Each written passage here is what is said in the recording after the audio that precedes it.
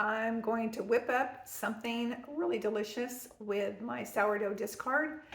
We are going to be making a sourdough discard molasses ginger cookies, okay?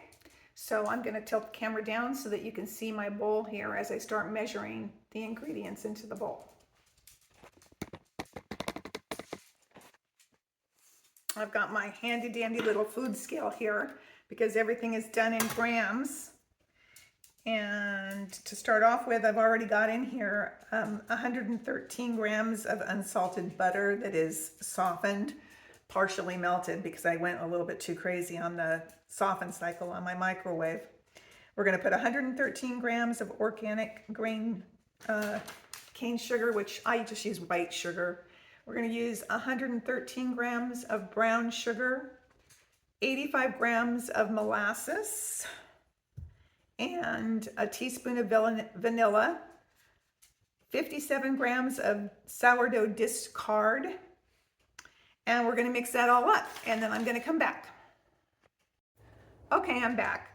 I've got all my wet ingredients incorporated here, and normally at this stage I like my ginger cookies kind of spicy, so I normally add in like a half a cup of finely chopped ginger crystallized gingers, sugared, and I like that. But this week earlier I made some ginger syrup, and the byproduct of that was a lot of ginger pulp. So just for the sake of experimenting, I'm going to add some of this into my cookies instead of the sugared variety, and I have no idea how this is going to turn out, but it smells super, super gingery, and for me, that's awesome, so I'm going for it. So I'm thinking I'm gonna add 2 spoons, because it doesn't make a huge batch of cookies, this recipe, so let's see how that goes. I hate to waste anything in my kitchen, so after I made my ginger syrup, there was all that ginger there, and I'm like, I'm not gonna waste that. So I'm gonna throw it into these. Probably throw it in some muffins too, I don't know. I'll throw it somewhere.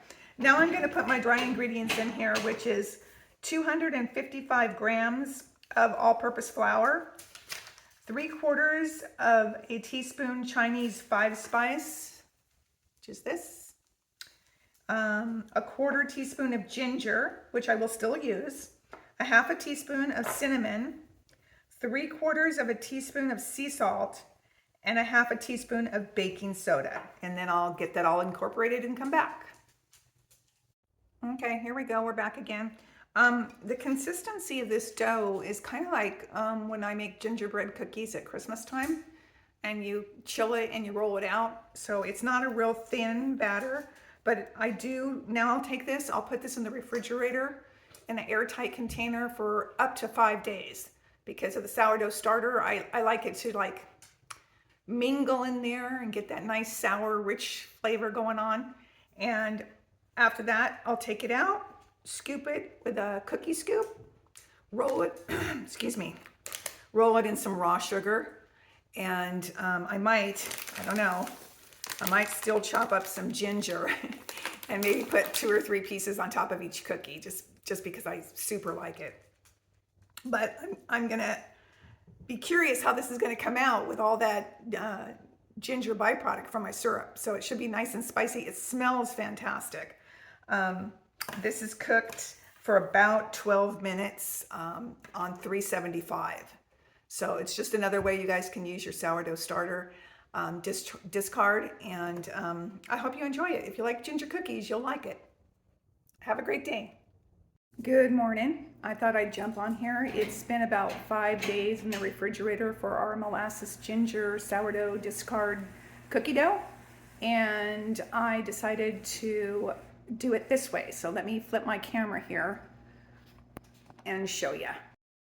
What I decided was to roll them in the chopped up candied ginger, kind of just press it in the tops. This first tray here is not cooked yet. And then the second tray is cooked, and they came out really good, like a ginger snap cookie. 375 for 12 minutes. So just another thing to do with your discard. I hope you all enjoy.